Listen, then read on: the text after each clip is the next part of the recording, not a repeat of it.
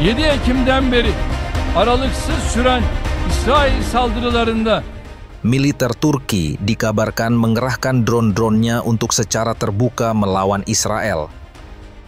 Langit di atas Laut Mediterania, yang biasanya menjadi wilayah kekuasaan absolut Angkatan Udara Israel, tiba-tiba diduduki oleh pesawat-pesawat nirawak dengan bendera bulan sabit. Apa yang drone-drone itu lakukan di sana?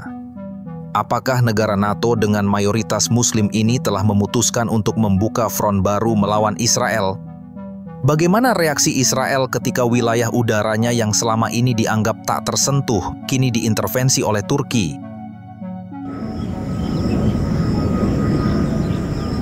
Sebelum membahas lebih jauh tentang kehadiran drone-drone Turki dan ketegangan udara yang menyertainya, ada satu peristiwa penting yang menjadi pemicu utama dinamika ini.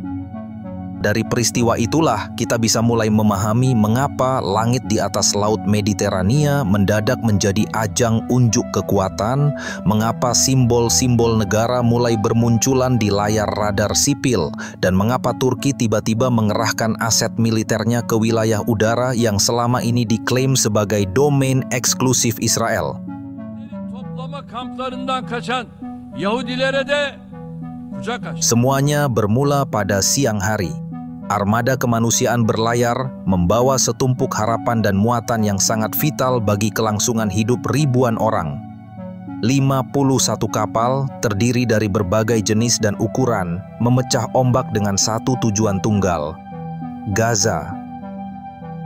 Di lambung-lambungnya bukan senjata atau amunisi, tetapi tumpukan makanan kaleng, karung-karung beras, obat-obatan generik, kardus berisi air mineral, dan susu formula bayi yang bagi banyak keluarga di jalur Gaza saat ini lebih berharga daripada emas.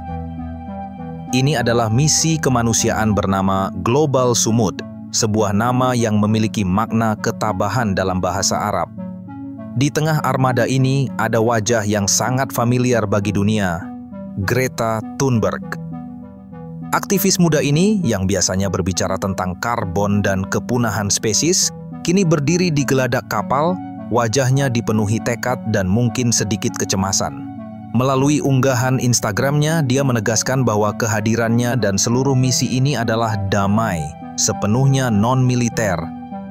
Namun, perdamaian tampaknya adalah konsep yang sangat relatif di perairan ini, sebab jauh di atas mereka, di langit yang tampak kosong, mata-mata tak berawak telah muncul mengawasi setiap gerakan mereka. Bukan dari Israel, tetapi dari arah yang cukup mengejutkan, Turki. Flight Radar, situs pelacak penerbangan yang biasa diakses oleh para penggemar penerbangan, tiba-tiba menjadi sumber intelijen publik yang krusial. Di layar komputer para pengamat, terpampang jelas beberapa kode penerbangan yang tidak biasa. Vatos 21, Vatos 22, dan TCB 816 terlihat berpatroli dengan pola yang sistematis. Identitas mereka cepat terungkap bahwa ini adalah pesawat nirawak atau drone canggih milik Angkatan Udara Turki, khususnya model Bayraktar Akinci dan TB2. Drone-drone yang legendaris ini yang telah membuktikan keampuhannya di berbagai medan pertempuran seperti di daerah Nagorno-Karabakh diluncurkan dari pangkalan di Tekirdak dan di Dalaman, membelah langit menuju titik di mana armada kemanusiaan itu berlayar. Lalu pada malam harinya datanglah insiden yang ditakutkan semua orang. Menurut para aktivis di kapal terjadi sebuah serangan. Bukan serangan frontal yang melibatkan jet tempur atau kapal perang, tetapi sesuatu yang lebih silam namun tak kalah mencemaskan. Simone Zambrin, salah satu aktivis di armada Global Sumud, menyampaikan kesaksiannya. Tadi malam, 40 kapal ini diserang, tetapi bukan hanya kapal kami, keluarga kami juga diserang, hati nurani dan kebebasan masyarakat sipil juga diserang. Itu adalah serangan pesawat nirawak, dengan pesawat nirawak yang telah terbang di atas kepala kami selama berhari-hari, tetapi kemarin menjatuhkan perangkat di kapal kami, merusak layar dan pendengaran beberapa awak kapal kami. Semua ini harus dikutuk, tetapi jelas kami sudah menduganya. Kami sudah menduganya karena ini adalah retorika yang merupakan bagian dari apa yang Israel coba lakukan terkait misi seperti kami. Israel mencoba menanamkan rasa takut karena khawatir akan kedatangan kami. Dia menggambarkan serangan itu dilakukan oleh drone yang telah berhari-hari terbang mengitari mereka.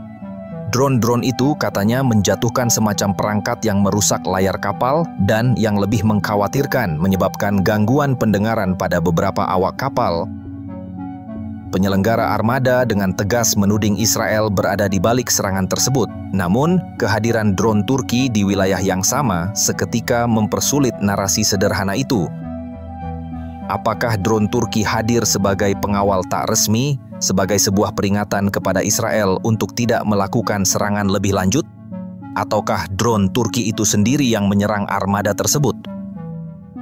Turki di bawah kepemimpinan Recep Tayyip Erdogan memiliki hubungan yang fluktuatif dengan Israel, dari yang pernah sangat akrab hingga meruncing tajam.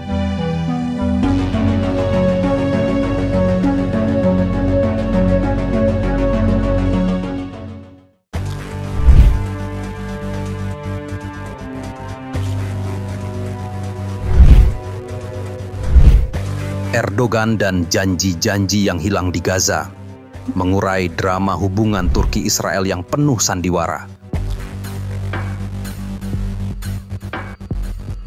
Hubungan antara Turki dan Israel selalu menjadi sorotan tajam, terutama bagi kita yang selama ini bersimpati pada nasib rakyat Palestina yang terjajah.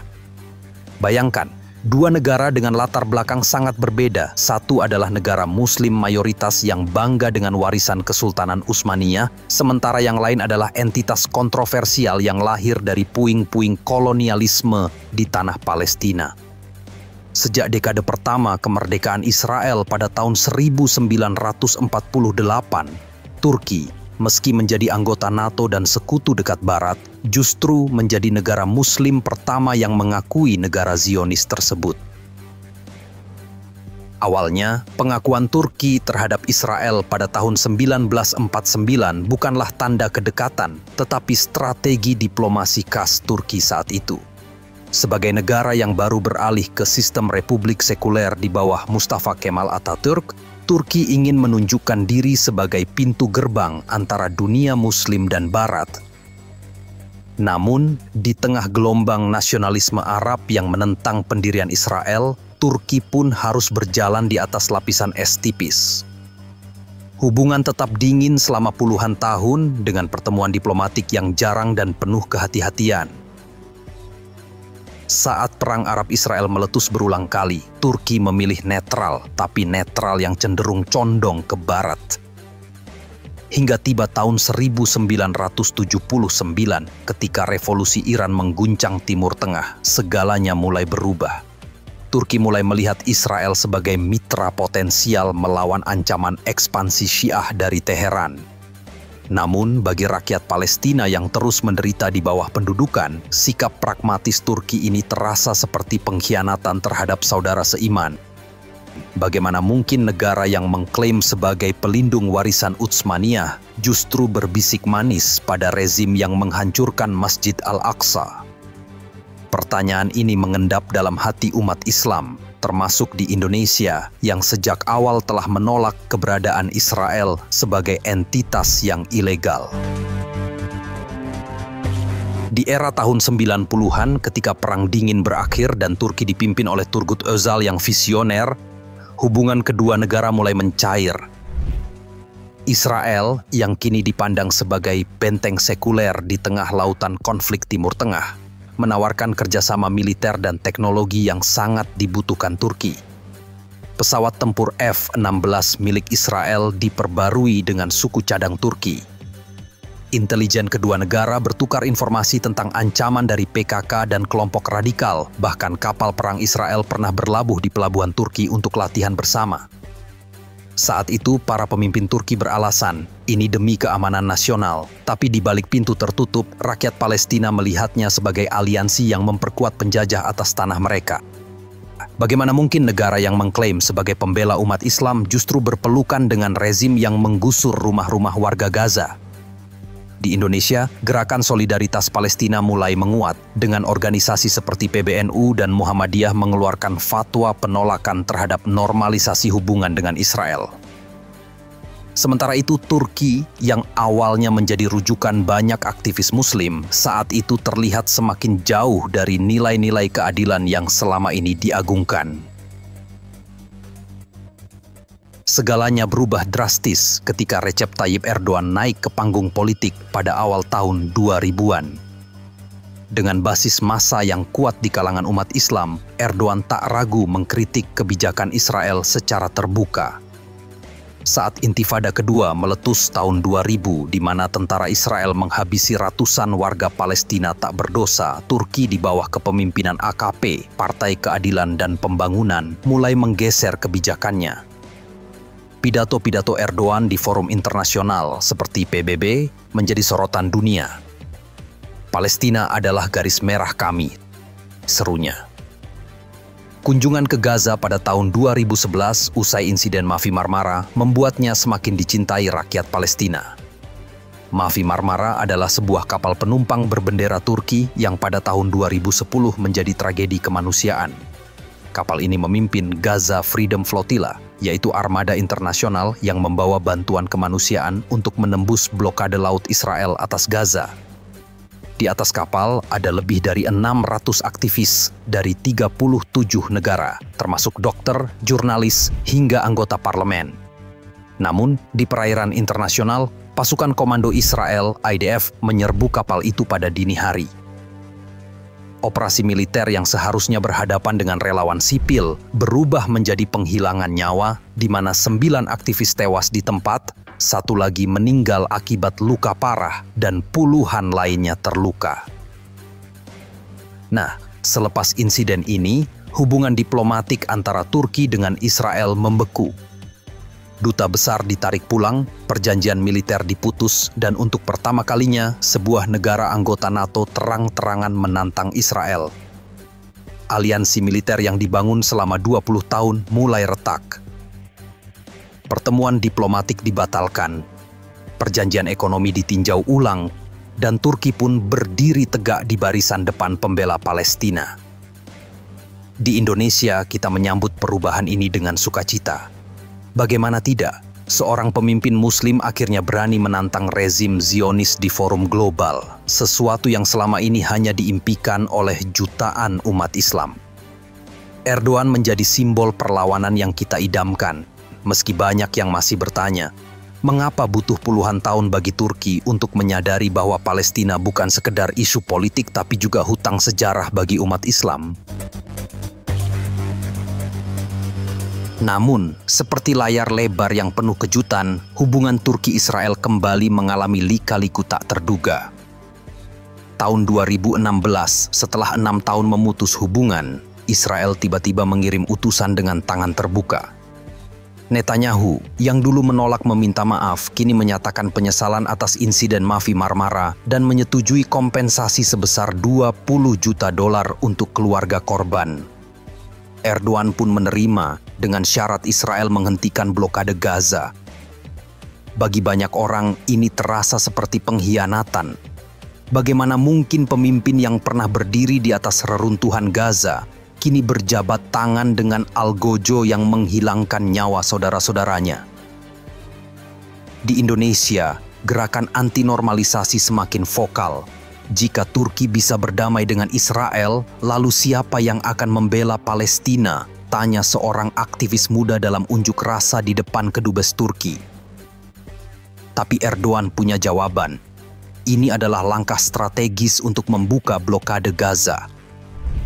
Sayangnya, janji itu tak pernah terpenuhi.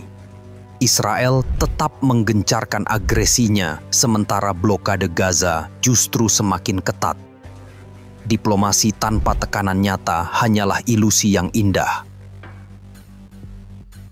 Krisis kembali memuncak pada tahun 2018 ketika Trump secara sepihak mengakui Yerusalem sebagai ibu kota Israel. Erdogan, yang kini semakin vokal, langsung memanggil duta besarnya dari Tel Aviv dan menggelar pertemuan darurat Organisasi Kerja Sama Islam, OKI. Dalam pidatonya yang mengguncang, ia menyebut Trump tidak paham sejarah dan menegaskan bahwa Yerusalem adalah milik Palestina. Langkah ini disambut gemuruh dukungan dari Indonesia hingga Pakistan. Di Jakarta, ribuan orang berbaris sambil membawa spanduk bertuliskan Yerusalem milik Palestina dan boikot produk Zionis. Tahun 2021, ketika Israel kembali melancarkan agresi brutal ke Gaza selama 11 hari, Turki kembali menjadi suara lantang di forum internasional. Erdogan mengutuk Israel sebagai negara teroris dan menuntut Dewan Keamanan PBB bertindak. Tapi di balik retorika heroik itu, ada fakta pahit. Turki masih mengimpor gandum dan minyak dari Israel, sementara ekspor senjata ke negara Zionis terus mengalir. Padahal, perlawanan tak cukup hanya diucapkan, tapi harus diwujudkan dalam tindakan nyata. Yang membuat sejarah ini semakin dramatis adalah peran Turki sebagai penghubung antara dunia Muslim dan Barat. Di satu sisi, Turki terus berusaha mempertahankan keanggotaannya di NATO, sementara di sisi lain ia berdiri di barisan depan pembela Palestina.